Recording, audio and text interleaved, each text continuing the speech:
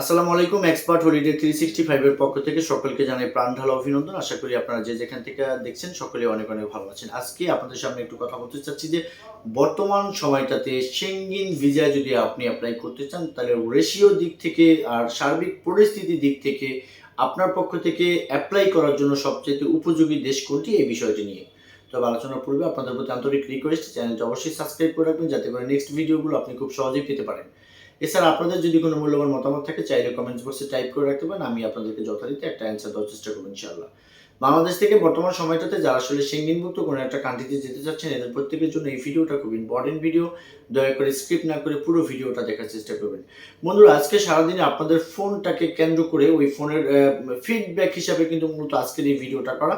আজকে সারাদিনে আমার কাছে বোধ হয় যদি ভুল না হয় মিনিমাম 50 থেকে 60 ফোন এসেছে। সবাই একই ব্যাপার জানতে চেয়েছেন আপনারা আমাদের কাছে, যে সেটা হচ্ছে যে সেনগেন ভিসা যে কোনো একটা দেশে ভিসা হলে হয় সেক্ষেত্রে আসলে আমি কোন দেশটাকে চুজ করতে পারি, কোন দেশটাতে আমরা আসলে ফার্স্ট এন্ট্রি হিসাবে যদি আমরা অ্যাপ্লাই করি সেক্ষেত্রে আমাদের ভিসা রেশিওটা এবং ভিসা পাওয়ার অপরচুনিটিটা সঙ্গত কারণে বেড়ে যাবে।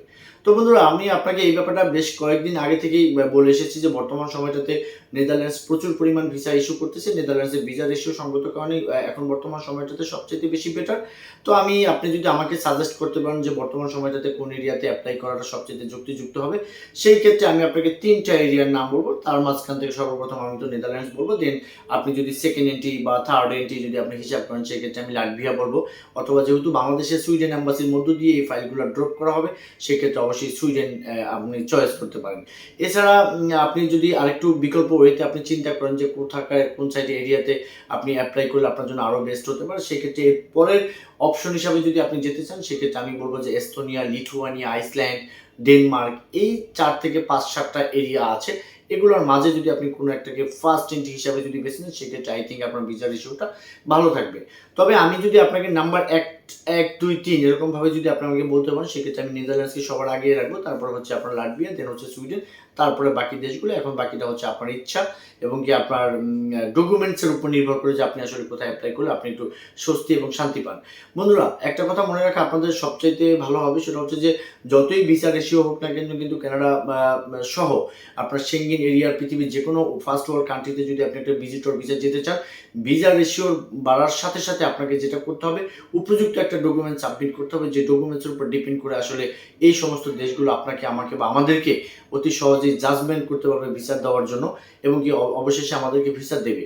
তো যাই হোক বন্ধুরা, আমি আসলে ডকুমেন্টস কী কী লাগে এ নিয়ে আসলে কথা বলতে চাচ্ছি না। আপনার যে প্রফেশন আছে, প্রফেশনাল ডকুমেন্টস, ফাইন্যান্সিয়াল ডকুমেন্টস, এগুলো সামগ্রিকভাবে এবং কি সুন্দর একটা পরিপাটি ফাইলের মধ্য দিয়ে কিন্তু আপনি চাইলে আপনার এই ভিসাটাকে আদায় করতে পারেন। বিকজ এখন বর্তমান সময়টাতে আসলে প্রচুর পরিমাণ সেনগেন ভিসা বাংলাদেশ থেকে ইস্যু হচ্ছে। নেক্সট টাইম ওরা আরও ভিসা দেবে আমরা যতটুকু জানি।